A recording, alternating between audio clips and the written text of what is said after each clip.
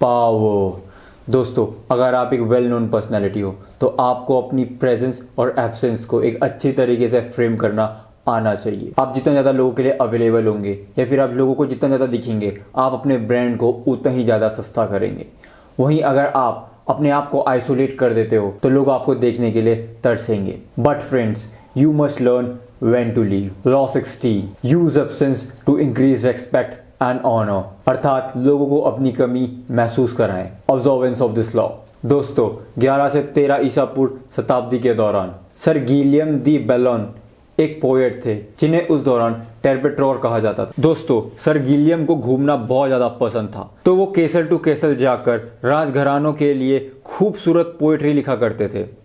दोस्तों, एक बार जब वो जैकविक गए थे तो वहां उन्हें एक लड़की से प्यार हो गया जिसका नाम था मैडमा गुलिल्मा दी जैकविक। तो अब सर गिलियम लेडी गिलिल्मा के लिए पोएट्री लिखने लगे ताकि वो उनके प्यार में पड़ जाए, और जिसका नतीजा ये हुआ कि लेडी गिलिल्मा भी सर गिलियम के प्यार में पड़ गई। दोस्तों, आपको बता दूं कि सर गिलियम जैवियर अकेले नहीं गए थे, वो अपने दोस्त सर पियर दे बरिज के साथ गए थे, जिसे वर्णिता नाम की एक लड़की से प्यार हो गया था। बट एक दिन पियर और वर्णिता के बीच में झगड़ा हो गया, तो इस सिलसिले में पियर गिलियम के पास कुछ सलाह लेने पहुंचे और गिलियम ने भी उन्हें कुछ सलाह दी, और जिस वजह से पियर और वर्णिता के रिलेशंस अब काफी ज्यादा अच्छे हो गए थे। पर पियर ने इस बार कुछ नया एक्सपीरियंस किया। पियर ने ये एक्सपीरियंस किया कि अब उनका रिलेशन 10 गुना ज्यादा गहरा हो गया है। उसको इससे ज्यादा गहरा प्यार का एहसास इससे पहले कभी नहीं हुआ था, जो कि उसे वर्णिता को फिर से पाने के बाद हुआ। और यही एक्सपीरियंस उसने अपने दोस्त गिलियम के साथ शेयर किया, जिसे सुनने के बाद गिलियम को भी ये ब्लेसिंग्स एक्सपीरियंस करनी थी।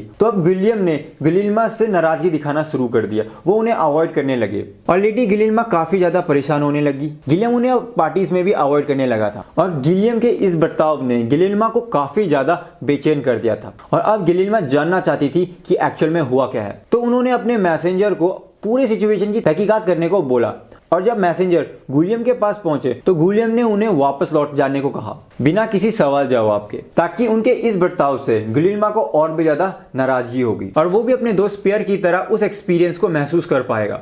लेकिन हुआ इसका बिल्कुल अपोजिट। गुलियम के एब्सेंस से लेडी गिलिल्मा उनको और भी ज्यादा मिस करने लगी, तो वो गिलियम को रोज मैसेंजर के थ्रू लेटर भेजने लगी, जिसका नतीजा ये हुआ कि गिलियम को लगा कि लेडी गुलिल्मा के अंदर कोई भी डिग्निटी नहीं है, और गुलियम को लेडी गुलिल्मा से इंटरेस्ट कम होने लगा। और जस्ट बिकॉज गुलियम लेडी गुलिल्मा के रिप्लाई नहीं करता था, तो लेडी को लगा कि अब गुलियम उनसे प्यार नहीं करते और वो उनसे काफी दूर जा चुके हैं, और लेडी ने अपने मैसेंजर को भेजना बंद कर दिया।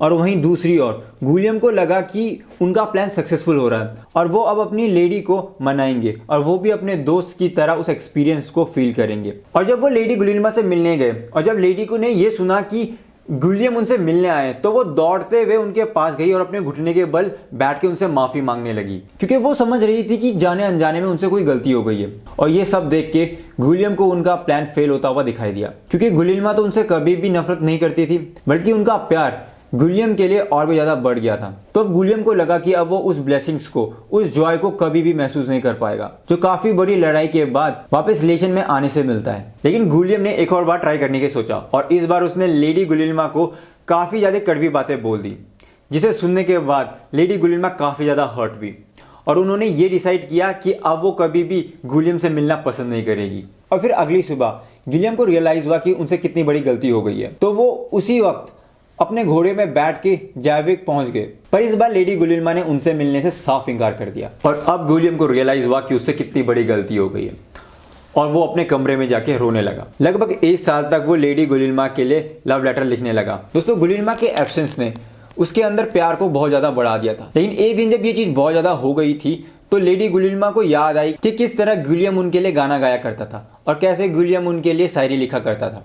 तो लेडी ने गुलियम को माफ करने का मन बनाया, लेकिन गुलिल्मा ने उस बुरे बर्ताव के लिए एक शर्त रखी कि अगर गुलियम अपने राइट हैंड की सबसे छोटी उंगली के नाखून को भेजता है और अपनी पोयम के थ्रू अपने दर्द को बयां कर पाता है, तो वो उन्हें माफ कर देगी। और फिर हुआ भी ऐसी, एंड देन फाइनली एक दूसरे से दूरी के बाद होने वाले उस 10 गुने प्यार को एक्सपीरियंस कर दिया था। Friends, let us understand what are the takeaways we can learn from this story. दोस्तों, जो सबसे इंपॉर्टेंट टेक अवे मैं इस स्टोरी से सीखा हूं वो है make your self less accessible, too much presence create opposite effect. दोस्तों, इस पॉइंट को अगर मैं आपको समझाऊं तो दोस्तों अक्सर आपने किसी भी बड़े कार्यक्रम में देखा होगा कि किस तरीके से कोई भी बड़ा पॉलिटिशियन सिर्फ 5 मिनट के लिए आता है और वो रिबन काटता है, फिर वहां से निकल जाता है। फिर कोई भी बड़े कार्य में आता है सिर्फ 5 मिनट के लिए, एंड देन वहां से वो चले जाता है, ठीक है।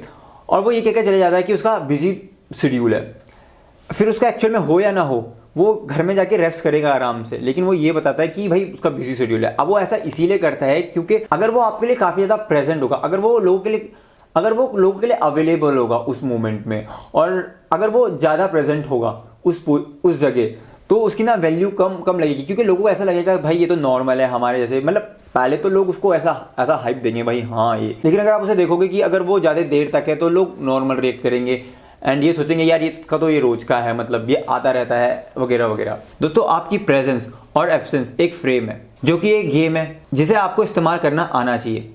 अगर आप लोगों के लिए ज्यादा अवेलेबल होंगे तो लोग आपकी वैल्यू कम करेंगे, लेकिन अगर आप अपनी एब्सेंस लोगों को रियलाइज कराएंगे तो वो आपको ढूंढते हुए आप तक पहुंचेंगे। तो दोस्तों ये था वो टेक अवे जो मुझे इससे सीखने को मिला। दोस्तों उम्मीद करता हूं आपको ये लॉ काफी ज्यादा वैल्यूएबल और इंपॉर्टेंट लगा होगा, क्योंकि ये हमारी डे टू डे लाइफ का भी एक पार्ट है।